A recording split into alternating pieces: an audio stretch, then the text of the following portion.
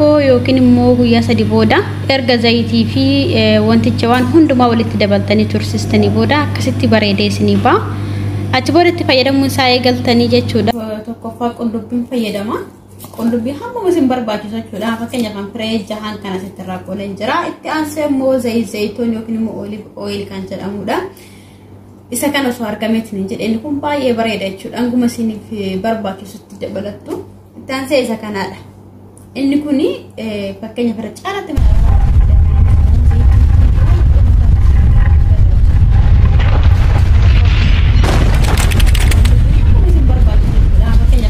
jahaan kan asitti irraa qoleen jira. Itti aansee immoo zayitoon yookiin immoo oil kan jedhamudha.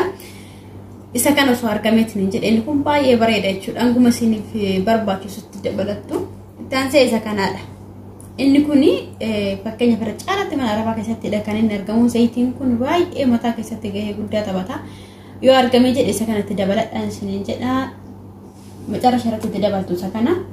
Amma sumaanii gara hojii kiyyaatti seenaas qullubbii fireenii jaan kun nafgaa kanatti dhiisa. Maalti xiqquma barbaada waan ta'eef jechuudha. Qola isaa irraa baasnee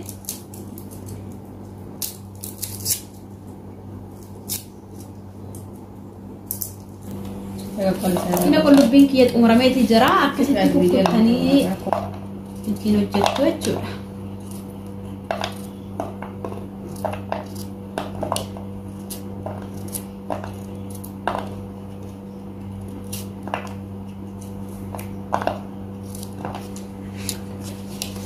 Disti qopheeffadheetiin jira. Disti keessatti akka gadi buustaniitii booda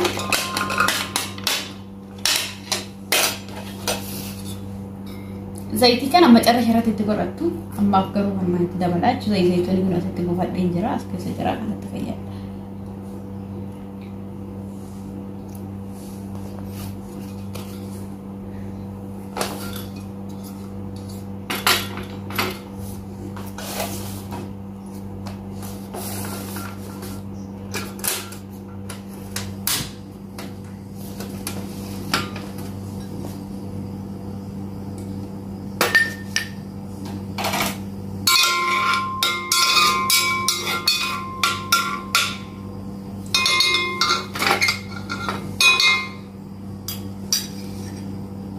Daqiiqa 5 booda walitti deebina. Qullubbiin kiyya kanatti danfaatinee jira. Ibiddi baay'ee to'ee jira waan ta'eef iyyuu akkamitti isin daffistan jechuudha.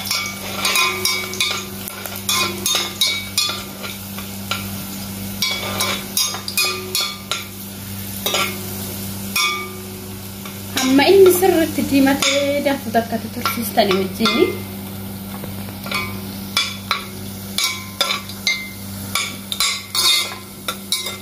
damti isaa keessa sirriitti qabu.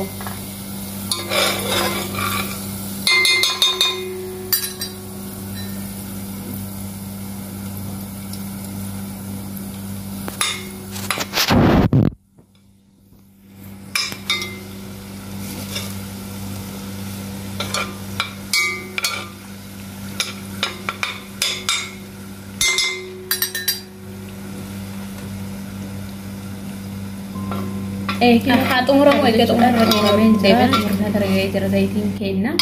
Qullubbii wajjin haala gaariitiin fudhateera. Isin garuu qullubbii hamma barbaadan yoo barbaadan ittis guddifachuu dandeessu. Maaliif amma baay'een barbaadu waan ta'eef xiqqoodhuma zayitiin kiyyalleedha. Durallee waan lafa qabu isin argisiisuudhaaf malee durallee kan dabarsee lafa qabu jira. Zayitii milaanis walitti makee isa kana xiqqeessitanii jechuudha. Achi booda zayitii kanatti dabalatu. Zayitii kana hanga danda'ameeni suuraan isaas ni ta'a. Madda midhaan biti jedhaani. Zayitii baay'ee gaariidha wallahi mataadhaa fi mataa gara fuulduraatti isin raadhu hedduu tokko gaariidha jechuudha. Gara fuulduraatti isin irraa hidheeni guddaan barbaachisu waanuma xiqqoo itti buufatan jechuudha. Waan guddaa miti kan inni barbaachisu. Xiqqoo misiitti buufattanii baay'ee faayidaa qaba. Gatiin isallee gatii guddiidha. Gatii baay'ee guddiidha. Baay'ee yabbuudhaan agartan jedhee yaada. Mallaqaa Dubaayii baay'ee guddiidha waan ta'eef kun argitan amma yoo tokko baay'ee yabbatee yabbuu isaatii yabbeessa.